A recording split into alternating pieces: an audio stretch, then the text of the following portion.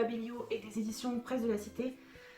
J'ai eu la chance de découvrir un roman qui m'avait fait de l'œil à un moment donné quand j'avais regardé les sorties du mois, et il s'agit de Bleu de Maja Lunde, donc je ne sais pas comment ça se prononce, c'est norvégien. Je vous mets juste ici la couverture du livre, que je trouve moi spécialement magnifique, qui reflète quand même pas mal ce qu'on va trouver à l'intérieur du livre.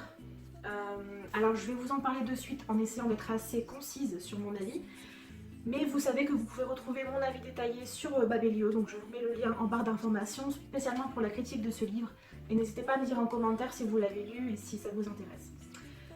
Alors j'ai pris des notes pour ne rien oublier. Donc ici on va se trouver à deux époques différentes. Donc tout d'abord on est en Norvège en 2017.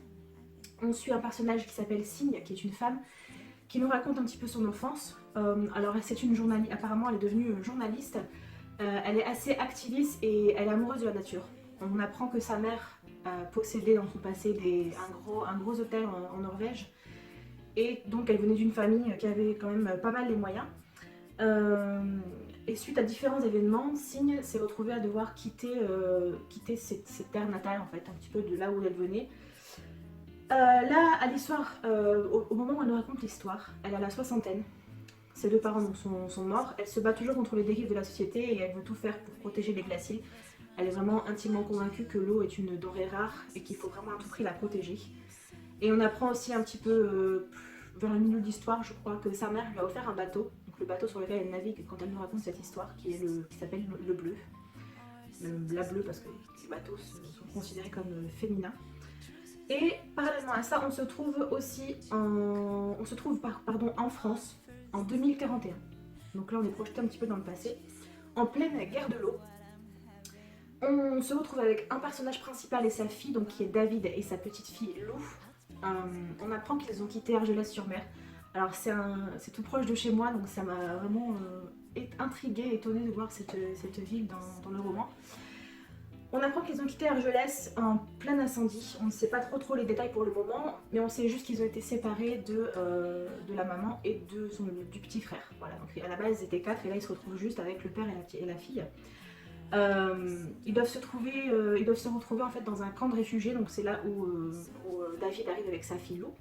Et il cherche à tout prix sa femme qu'il a perdue un petit peu dans l'incendie, dans le moment de panique, il ne savait plus trop où est-ce qu'elle était. Donc on sent une tension déjà énorme, puisqu'on se trouve en pleine période de sécheresse qui dure depuis 4 ou 5 ans il me semble. Il n'y a plus une goutte de pluie qui tombe, les réserves d'eau sont à sec quasiment, et ils sont ravitaillés un petit peu par... on nous parle un petit peu de l'État qui joue un petit rôle minime au début parce qu'il va très vite s'effacer au cours de l'histoire. L'eau elle est hyper rationnée, donc par exemple ils ne peuvent prendre qu'une douche par semaine, ils n'ont droit qu'à autant de centilitres d'eau par jour pour telle et telle personne. Enfin voilà, c'est un petit peu compliqué, même les rations de nourriture, tout est vraiment très calculé. Ils veulent, leur but c'est de se rendre dans le nord justement, donc dans le grand nord, donc aller vers les pays comme la Norvège, la Suède, enfin, tous ces genres de pays, se rapprocher au maximum des glaciers en fait tout simplement. Et à un moment donné, la petite fille, Lou, quand elle va jouer en fait dans le camp, elle va trouver un bateau. Et on va vite comprendre que ce bateau ne nous est pas totalement étranger. Voilà, je vais essayer de ne pas en dire trop parce que sinon ce serait dévoiler un petit peu toute l'intrigue. Alors concernant les personnages, la petite fille Lou, à des moments elle était vraiment, elle raisonnait limite comme une adulte, et à d'autres moments elle était vraiment dans son rôle d'enfant. Ici on se trouve en fait dans une dystopie assez intéressante vu qu'on est dans une guerre de l'eau, donc c'est quelque chose qui pourrait très bien se produire. Le fait que ce soit si proche de notre époque, dans 25 ans à peine, c'est quand même très perturbant, hein. Le mode de vie, dans ce livre, le mode de vie des Américains, des Européens, des Chinois, enfin des Asiatiques, mais on parle surtout de la Chine. Il est beaucoup pointé du doigt en fait au début du livre, donc on accuse les touristes d'envahir la Norvège. Enfin, voilà, c'est surtout dans le côté, on parle surtout du côté touristique vers les pays du Nord. Voilà. Dans les passages avec David, ils sont quasiment inexistants, hein. Ces petits clins d'œil à la façon d'être et de consommer de la population, c'est quasiment inexistant. Comme si un petit peu les humains en 2041 fuyaient toute responsabilité dans leur sort actuel, c'est-à-dire que voilà, à aucun moment, enfin, c'est dit de manière très implicite, oui. Euh, à aucun moment ils vont se dire oui, c'est de notre faute, notre peuple a détruit la terre ou je ne sais pas, voilà. Enfin, comment ils subissent un petit peu ce qui est en train de leur arriver sans vraiment. J'ai eu l'impression en tout cas qu'ils ne se remettaient pas en cause. Ce qui m'a manqué justement en fait dans ce livre, c'est le côté des autorités, de la loi, parce qu'on nous parle au début donc d'une sorte de milice, enfin d'une sorte de ouais un petit peu il y a des militaires quand même qui gèrent le camp de réfugiés, donc à savoir que ce sont principalement que des Français, hein. Donc après ils se retrouvent avec beaucoup d'Espagnols parce qu'on a la frontière espagnole. Et il y a des gens de tout pays qui convergent en fait pour leur but déjà c'est de rallier Bordeaux et après de repartir vers plus encore le nord. Euh, Ils vont rencontrer des personnes en fait dans leur camp de réfugiés, donc ça va se passer plus ou moins bien. Euh, le fait que les autorités pardon, ne soient pas très présentes m'amène à penser est-ce que les gens en fait en 2041 ont réfléchi à leur situation ou est-ce qu'ils ne font que subir vraiment ce qui leur arrive. Voilà, à part quelques-uns, il n'y en a pas vraiment beaucoup qui se bougent en disant bah ok on me dit de rester là mais moi je veux pas rester là, je m'en vais. Enfin, j'ai pas l'impression qu'il y a vraiment eu un mouvement de rébellion ou de trucs qui disaient ok il faut qu'on fasse quelque chose, mais parce qu'en gros voilà ils arrivent au début dans le camp, on leur dit ben vous irez en Angleterre, vous avez des papiers, donnez-nous vos papiers ou vous serez encore chanceux si vous arrivez à aller jusqu'en Angleterre, parce qu'apparemment il y en a beaucoup qui vont devoir rester en France. Voilà, donc mis à part ça, en gros dans le livre il se passe pas vraiment beaucoup de choses, il n'y a pas vraiment énormément d'action, et c'est encore plus flagrant dans la partie avec Signe, donc quand on est en 2017. Après s'être un petit peu défoulée sur les étrangers, sur les Européens, etc., elle se rend aussi compte, mais vraiment au milieu du livre, que les habitants même de la Norvège, même des pays froids, du Grand Nord comme on dit, ont aussi abusé en fait. Et par exemple, on nous cite sa maman, donc, qui était propriétaire d'un hôtel, et qui ne pensait qu'au profit, donc qui a causé la destruction de chutes d'eau, de glaciers, pour approvisionner l'eau, pour toujours voilà, que ça fasse de l'argent et que ça aille vers des endroits comment, commerciaux, on va dire. On peut dire ça comme ça. Euh, Il y a aussi un homme qu'elle a rencontré dans son passé, donc Signe, qui au début elle pensait qu'il était un petit peu de son côté. Et on va voir un petit peu comment leur relation va évoluer. Voilà. Après, c'est vraiment deux ambiances complètement différentes dans une et deux époques qu'on nous cite. Pardon. Les passages avec David, donc en 2041, ils nous montrent quand même assez d'humanité parce que malgré le fait que j'ai eu du mal à m'accrocher un petit peu au personnage, on sent quand même qu'il y a de l'entraide et du soutien malgré les grosses tensions qui sont présentes dans le camp parce qu'à plusieurs moments il y a des bagarres et encore je trouve quand même que c'est assez contenu par rapport à ce qui pourrait se produire. Il pourrait y avoir un mouvement de rébellion pour que les gens prennent toutes les ressources, toute la nourriture ou toute l'eau qu'il reste. Et c'est pas vraiment le cas.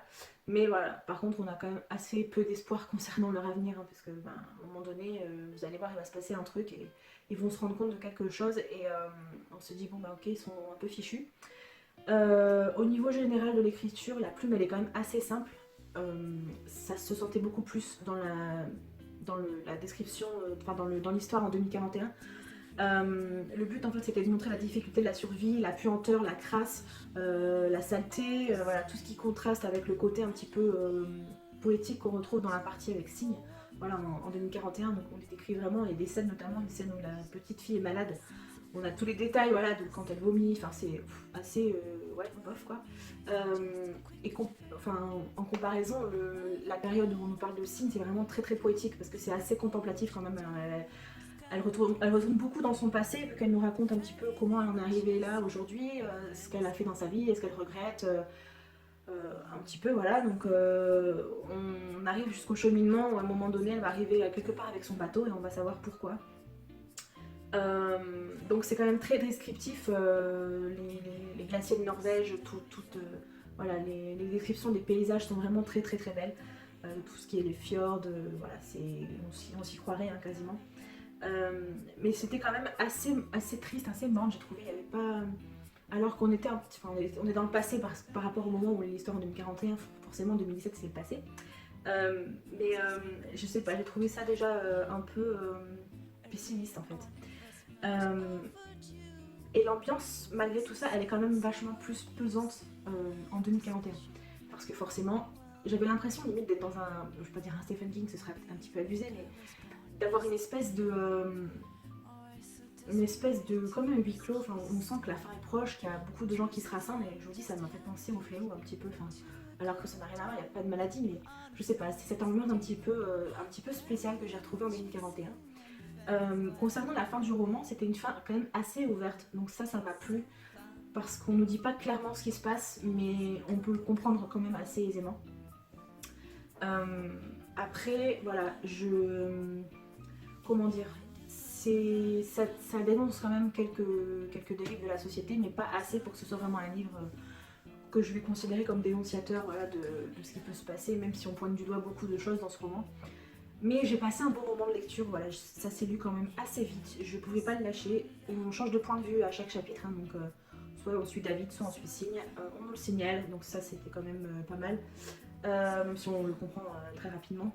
J'ai bien aimé ce qui va se passer aussi dans la vie de David, la vie personnelle, parce que voilà, tous nos deux personnages, que ce soit dans chacune des époques, n'est pas tout blanc ou tout noir, voilà, ils sont pas parfaits, ils ont fait des erreurs. Et ils vont devoir vivre avec ça et essayer de garder espoir pour le futur. C'est tout ce que je peux dire. Voilà, je vous conseille ce roman si vous voulez vous plonger dans un quelque chose que franchement c'est pas quelque chose que j'ai l'habitude de lire. J'ai vraiment beaucoup aimé, je vous disais, voilà, le côté immersif avec Signe, c'est très prenant. Donc n'hésitez pas à vous lancer si ça vous tente, parce que franchement vous ne serez pas déçus. Voilà. Donc, je ne vais pas vous dire que c'est le meilleur roman de ma vie, hein, mais j'ai passé un super bon moment. Voilà. Je pense que c'est tout ce qu'il y a à retenir de ce titre. J'espère que ça vous a plu, n'hésitez pas à me dire en commentaire si vous avez des questions peut-être à me poser. Je vous redis encore une fois, j'ai mis le lien en barre d'informations pour mon avis détaillé sur Babylus, donc c'est un petit peu tout ce que je viens de vous redire avec plus de précision. Voilà, je vous dis à très bientôt pour une prochaine masse critique, si j'ai la chance encore de sélectionner bientôt. Et prenez soin de vous. Ciao ciao.